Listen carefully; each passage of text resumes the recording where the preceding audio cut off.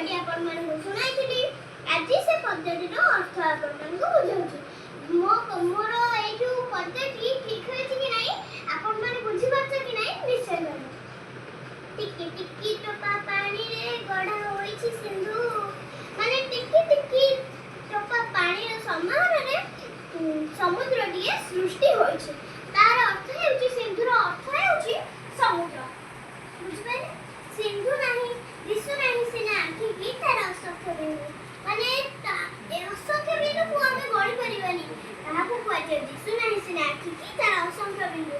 ଟିକି ଟିକି ଧୂଳି କଣିକା ମିଶି ହୋଇଛି ଧରା, ମାନେ ଟିକି ଟିକି ଧୂଳି କଣିକାର ସମାନରେ ପାହାଡ଼ ପଡ଼ିଆ ନଗର ସବୁ ସୃଷ୍ଟି ହୋଇଛି। ପାହାଡ଼ ପଡ଼ିଆ ନଗର ସବୁ ଧୂଳିରେ ଗଢ଼ା। ଟିକି ଟିକି ଧୂଳି କଣିକା ମିଶି ଟିକି ଟିକି ଧୂଳି କଣିକାର ସମାନରେ ପାହାଡ଼ ପଡ଼ିଆ ନଗର ସବୁ ସୃଷ୍ଟି ହୋଇଛି। ଗୋଟି ଗୋଟି କେତେ ଗଛରେ କରି ତିଆରି ବନ, ମାନେ ଗୋଟି ଗୋଟି କେତେ ଛୋଟ ଛୋଟ ଗଛକୁ ନେଇ ବନଟିଏ ମାନେ ବଣଟିଏ ସୃଷ୍ଟି ହୋଇଛି।